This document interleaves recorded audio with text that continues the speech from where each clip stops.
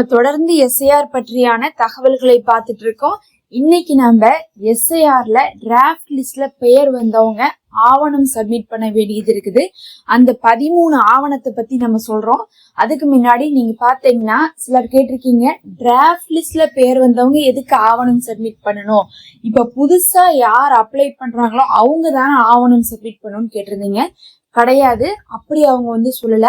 தேர்தல் ஆணையம் இப்ப என்ன பண்ணிருக்காங்கன்னா 2 வேலையை பிரிச்சுட்டாங்க. இத மொத்தமா 2ஆ பிரிச்சுட்டாங்க. ஒரு வேலை என்னன்னு பாத்தீங்கன்னா, ஆல்ரெடி ஓட்டர் ஐடி இருக்கிறவங்க அவங்கள நம்ம என்ன பண்றோம்னா 2002 தகவலோட கம்பேர் பண்ணி பாக்குறோம்.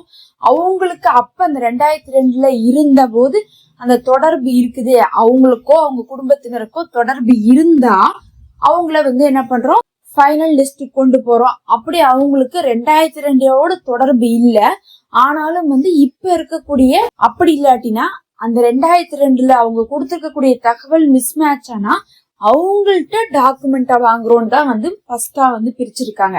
ரெண்டாவது இந்த பக்கம் புதுசா கொடுக்கறவங்கள்ட்ட கொடுக்கும் போதே அவங்க என்ன பண்றாங்க, ஆவணம் வாங்குறாங்க. இப்ப பொதுவா இதுல என்ன கேக்குறாங்கன்னா 13 ஆவணம்னு கேக்குறாங்கல்ல, அந்த ஆவணத்தை யாரெல்லாம் நியூ ஃபார்ம் ஃபில் பண்றாங்களோ ஃபில் பண்ணும் போதே வாங்கிடுறாங்க. அதனால அவங்கள தனியா வாங்க மாட்டாங்க, அவங்க ஃபார்ம் ஃபில்அப் பண்ணும் போதே வாங்கிக்கிறாங்க.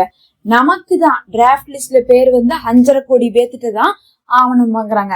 5.5 கோடி பேர்த்திட்டுமே வாங்குறாங்களான்னு கேட்டா கிடையாது. யாரெல்லாம் 2002 தகவல் மிஸ்மேட்ச் ஆயிருக்கோ அவங்கள்ட்ட மட்டும் வாங்குறாங்க. பொதுவா யாரெல்லாம் மிஸ்மேட்ச் ஆயிருக்குன்னு பாத்தீங்கன்னா, அதாவது நம்ம கொடுத்திருக்கோம் தகவல் 2002 என்னோடது என்னுடைய பெற்றோருதுன்னு யாராவது நான் கொடுத்திருந்தேன்னா அந்த நம்பர் அடிச்சு பார்த்தா உங்களுக்கு அந்த 2002 தகவல் ஆன்லைன்ல வருதான்னு பார்க்கணும். அப்படி வந்துட்டா ஓகே. இல்ல எனக்கு அந்த கார்டுடைய நம்பரே தெரியல, எங்க அப்பாவுடைய 2002 கார்டுடைய நம்பர் தெரியல, பேரு ஊரு தான் போட்டிருக்கேன், பார்ட் நம்பர் பூத் நம்பர் தான் போட்டிருக்கேன்டா, அதை கொடுத்து பார்க்கணும். கொடுத்து பார்த்தா வருதான்னு பார்க்கணும். வரலைன்னா இந்த மாதிரி நம்ம எந்த தகவல் கொடுத்துருக்குமோ அதை கொடுத்தும் வரலைன்னா மட்டும்தான் நம்மள்ட்ட கேக்குறாங்க.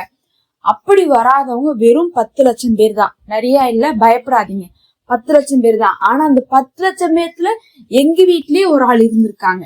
அந்த மாதிரிதான் பாத்தீங்கன்னா நீங்களும் ஏதாவது ஒவ்வொரு வீட்லயும் ஒரு ஆள் இருக்கிறதுக்கான வாய்ப்பு இருக்கு. அப்ப அந்த 10 லட்சம் பேர் யாரு அப்படிங்கறத கண்டுபிடிக்கிறதுக்கு நம்ம நேத்தே ஒரு வீடியோ போட்டோம். அதுல பாத்தீங்கன்னா தெளிவா சொல்லியிருப்போம். இந்த ECI.net இருக்குல்ல, அதுக்குள்ள போனீங்கன்னாவே ஃபர்ஸ்ட் ஆப்ஷனே டாக்குமெண்ட்டை ஆன்லைன்ல சப்மிட் பண்ணுங்கன்னு சொல்லிட்டு காட்டியிருக்காங்க. அதை கிளிக் பண்ணிட்டு உங்களுடைய ஓட்டர் ஐடியை கொடுத்தீங்கன்னாவே போதும், உங்களுக்கு டாக்குமெண்ட் கொடுக்கணுமா கொடுக்க கூடாதான்னு சொல்லிட்டு அதுவே சொல்லிடும். எல்லாம் கரெக்டா இருக்கு, டாக்குமெண்ட் வேண்டாம்னு சொல்லிடும். இல்லாட்டினா டாக்குமெண்ட் சப்மிட் பண்ணணும்னு சொல்லணும். இப்ப பாத்தீங்கன்னா ஆன்லைன்ல காட்டும். காட்டினதுக்கு பிறகு நீங்க இந்த 13ல ஏதாவது ஒரு ஆவணத்தை சப்மிட் பண்ணிக்கோங்க. ஏதாவது ஒண்ணுதான், 13 கிடையாது.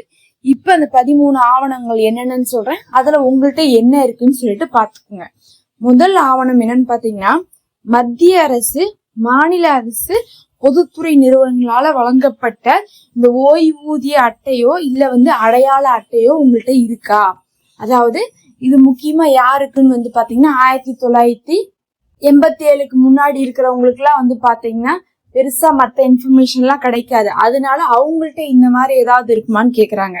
அதுக்கப்புறம் 1987க்கு முன்னர் இந்தியாவுல இருந்த அரசு, உள்ளாட்சி அமைப்புகள், வங்கிகள், அதுக்கப்புறம் அஞ்சல், LIC இந்த மாதிரி இருக்கக்கூடிய அட்டை ஏதாவது இருக்கான்னு கேக்குறாங்க. ஏன்னா பெரியவங்களுக்கு தான் எந்த ஆதாரமும் கொடுக்க முடியாம இருக்குங்கிறதுனால அவங்களுக்கு 1987க்கு முன்னாடி இதெல்லாம் இருந்தா அவங்க அதவே யூஸ் பண்ணிக்கலாம். அதுக்கப்புறம் பாத்தீங்கன்னா பர்த் சர்டிபிகேட். பர்த் சர்டிபிகேட் யாருக்கெல்லாம் இருக்குன்னு பாத்தீங்கன்னா, எனக்கு தெரிஞ்சு ஒரு 40 வயசுக்குள்ள இருக்கக்கூடிய எல்லாருக்குமே இருக்கும். 40 வயசை தாண்டி போறவங்களுக்கு இருக்கிறது ரொம்ப டவுட்.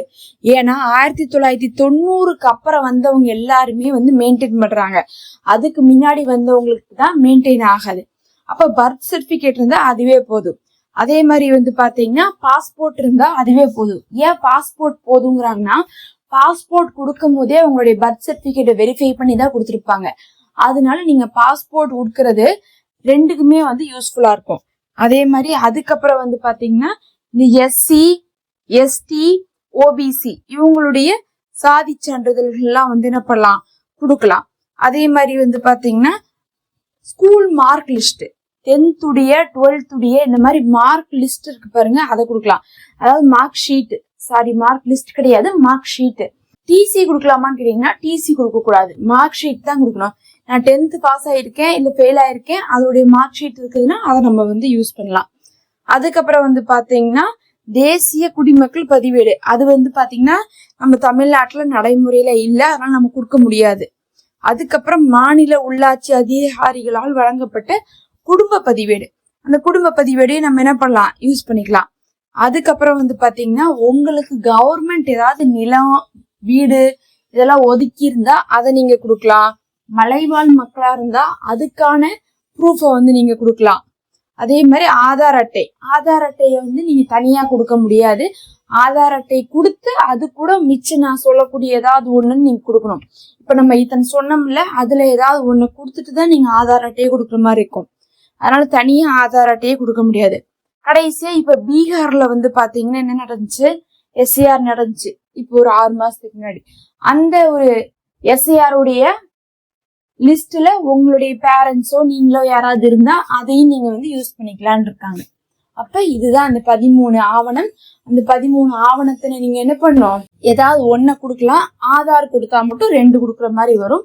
அதுக்கப்புறம் இதுல வந்து அந்த குடும்ப பதிவேடுன்னு வந்திருக்கே, அது வந்து ரேஷனான்னு கேட்டீங்க, கிடையாது, அது ரேஷன் கிடையாது. மோஸ்ட்லி இப்ப வந்து அந்த 40 வயசுக்குள்ள 50 வயசுக்குள்ள இருக்கவங்களுக்கு எல்லாம் வந்து பாத்தீங்கன்னா பர்த் சர்டிபிகேட் இருக்கும், அதுக்கப்புறம் வந்து சாதி சான்றிதழ் இருக்கும், மார்க் ஷீட் இருக்கிறதுக்கு ஓரளவுக்கு வாய்ப்பு இருக்கு. இந்த மாதிரிதான் வந்து பாஸ்போர்ட், இந்த மாதிரியான விஷயங்கள் தான் பாத்தீங்கன்னா இப்போதைக்கு வந்து சின்னவங்கனால கொடுக்க முடியும். பெரியவங்க அப்படிங்கிறவங்க மத்ததெல்லாம் அந்த சொன்ன மாதிரி எல்ஐசி அதெல்லாம் வந்து இருந்தீங்கன்னா கொடுக்கலாம். எதுவுமே இல்லைன்னா என்ன பண்ணுன்னா உங்களுடைய இஆர்ஓ ஆபீசர்கிட்ட கேளுங்க, அவங்க என்ன சொல்றாங்களோ அதன்படி நீங்க பண்ணிக்கலாம். இப்ப நான் சொன்ன இதுல ஏதாவது ஒண்ணு ரெடி பண்ணி வச்சுட்டு இதை நான் சொன்ன பாருங்க, அந்த ECI.netல ஹோம் பேஜ்ல போய் போன உடனே ஃபர்ஸ்ட் ஆப்ஷன் என்னன்னா டாக்குமெண்ட் சப்மிட்டிங் தான் காட்டும். அதை கிளிக் பண்ணிட்டீங்கன்னா போதும். உள்ள போனோன்னுமே உங்களுடைய ஐடி கார்டுடைய நம்பர், அதாவது ஓட்டர் ஐடி கார்டுடைய நம்பரை டைப் பண்ணிட்டு நீங்க இந்த ஒரு ஆதாரத்தை சப்மிட் பண்ணிக்கலாம்.